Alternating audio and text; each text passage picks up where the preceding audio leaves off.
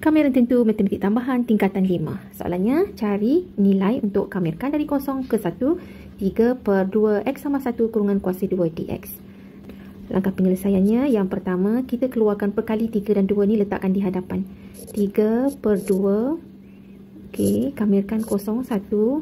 Bila yang ini pula, X tambah 1 ini, bila dia berada di bawah, kita naikkan dia ke atas. Dia akan jadi X tambah 1 kuasa negatif 2 dx. Okey, kemudian 3/2. Okey, yang ini kita kamirkan. Iaitu kamirkan yang ini ialah X tambah 1 kurungan kuasa negatif 2 ini bila dikamirkan dia jadi X tambah 1. Kuasanya ini dari negatif 2 tambah lagi 1 jadi negatif 1. Bahagi dengan kuasa yang baru ini iaitu negatif 1. Darabkan dengan perkali di hadapan X. Perkali di hadapan X ni ialah 1. Jadi darab dengan 1. Okey, kemudian tutup kurungan, letakkan hadnya di luar sini 0, 1. Okey, seterusnya 3/2 ini 1 per ini 1 darab negatif 1 ialah negatif 1. Okey, yang ini kita turunkan ke bawah supaya dia jadi X tambah 1 kuasa 1 ataupun kuasa dia jadi positif 1 lah. Nak tulis pun boleh, tak tulis pun tak apa. Okey, 0, 1. Negatif 1 ini saya letakkan di luar jadi negatif 3/2. Kemudian kita masukkan 1 ke dalam X. Dia akan jadi 1 tambah 1. Tolak dengan masukkan 0 pula. 1/0 tambah 1. Okey, jadi dapat negatif 3/2. 1/2 tolak dengan 1/1. Jadi di sini kita dapat negatif 3/2 setengah tolak dengan 1 ialah negatif setengah. Negatif 3/2 darab dengan negatif setengah. Jadi kita dapat di sini negatif jadi positif. 3 darab 1, 3. 2 darab 2, 4. Jadi 3/4. Pengamiran tajuk matematik tambahan tingkatan 5. Okey, diberi kamiran tentu iaitu hadnya dari 1 ke 3 fx dx, diberi nilainya ialah 4. Soalannya, cari nilai yang pertama ialah kamiran daripada 31 fx dx.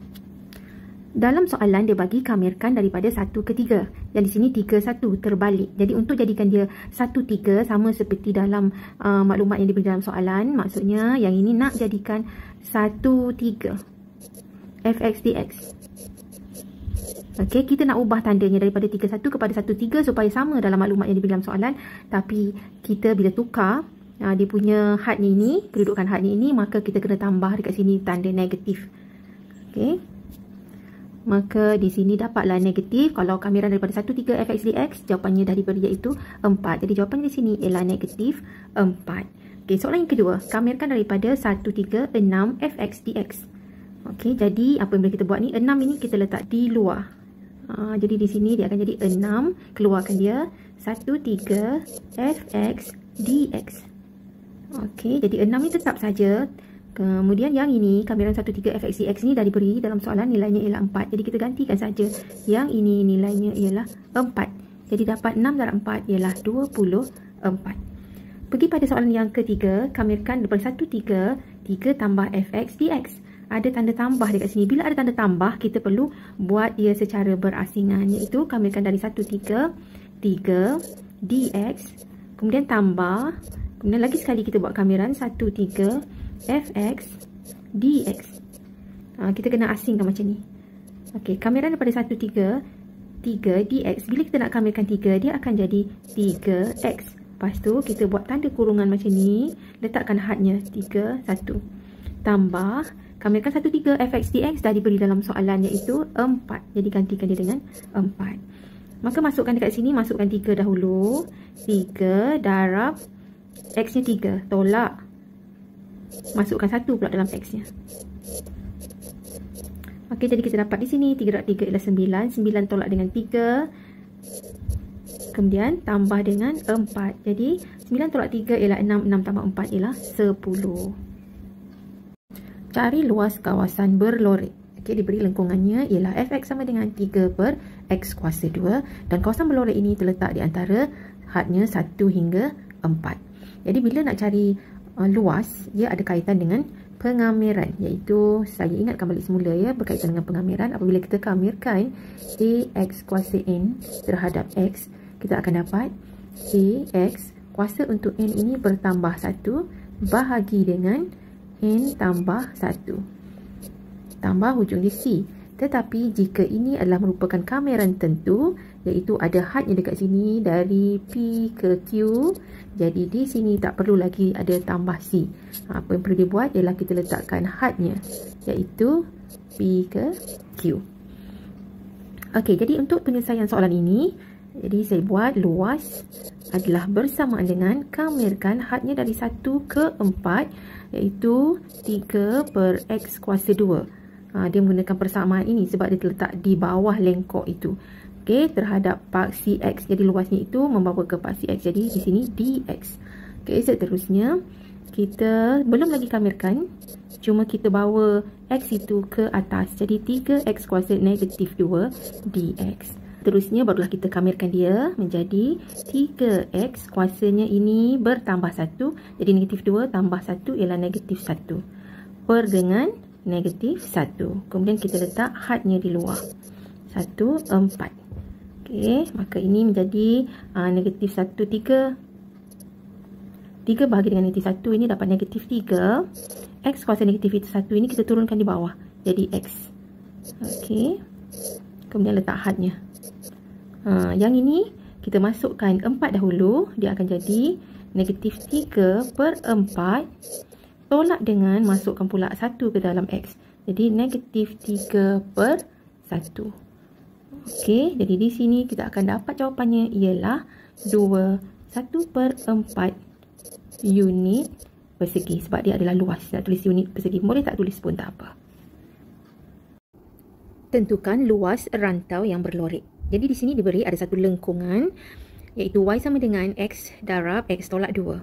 Dan kawasan berlorek ini terhadap paksi X, iaitu dari negatif 2, kosong dan dari kosong hingga 2. Jadi cara untuk mengira luas rantau berlorek ini, kita guna kaedah pengamiran.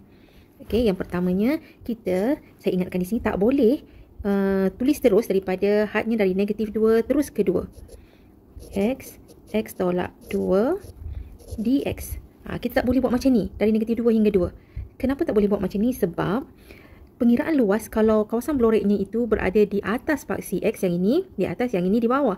Okey, kalau ini di atas, luasnya kita akan dapat luasnya positif. Okey, tetapi bila dia berada di bawah paksi X, yang ini di bawah, luasnya bila kita kira dia akan dapat luasnya negatif. Jadi kita kena kira secara berasingan. Jadi sini kita bahagikan kawasan berlorek ini kepada 2. Ini kawasan A dan yang satu lagi yang di sini ialah kawasan B. Saya kembangkan dulu persamaan ini. Y sama dengan saya darabkan ke dalam ya. Jadi X kuasa 2 tolak 2X. Ini untuk memudahkan bila kita masukkan dalam kamiran nanti. Jadi di sini terbagi pada 2 kawasan. Maka luas bagi kawasan A ialah kamirkan daripada negatif 2 ke kosong. Kita ambil terus yang ini. X kuasa 2 tolak 2X dx. Okey, jadi yang ini kita terus kamirkan dia. Kamirkan X kuasa 2. Dia jadi X kuasa 3 per 3 tolak 2X. Ini kuasa 1 bertambah lagi 1 jadi kuasa 2 per 2. Okey, kemudian tutupkan, buatkan kurungan macam ni. Hadnya dari negatif 2 hingga kosong. Okey, ini kita permudahkan. Mula-mula kita masukkan kosong. Kosong kuasa 3 per 3 tolak kosong kuasa 2. Kita akan dapat kosong. Bila gantikan kosong. Okey, kemudian tolak dengan kita masukkan negatif 2 pula ke dalam X. Okey, jadi negatif 2 kuasa 3 per 3 tolak negatif 2 kuasa 2. Okey, yang ini kita selesaikan dan kita akan dapat jawapannya 6, 2 per 3. Okey, seterusnya kita kira luas bagi B. Jadi luas untuk B pula ialah kamirkan daripada 0 ke 2. Okey, yang lengkungan yang sama, X kuasa 2 tolak 2X dx. Okey, tadi saya dah beritahu kan kalau dia berada di bawah paksi X bermaksud luasnya akan negatif. Jadi luas mesti positif. Jadi untuk itu, untuk tukarkan tanda daripada negatif ke positif, kita letakkan tanda modulus. Okey, kemudian kita kamirkan macam biasa. Yang ni tadi X kuasa 3 per 3 tolak 2X kuasa 2 per 2. Okey, letakkan hadnya dari kuadran 0 ke 2. Okey, seterusnya kita masukkan 2 ke dalam. 2 kuasa 3 per 3. Ini permudahkan, tinggal X kuasa 2. Jadi tolak X-nya 2. 2 kuasa 2. Seterusnya, tolak dengan gantikan 0 pula. 0 kuasa 3 per 3, 0. Tolak 0 kuasa 2 adalah kosong juga. Jadi tolak dengan kosong. Jadi yang ini bila kita selesaikan guna kalkulator, kita akan dapat dan ingat tadi ada tanda modulus. Jadi tanda modulus di sini, tanda modulus di sini. Jadi di sini akan dapat negatif 4/3.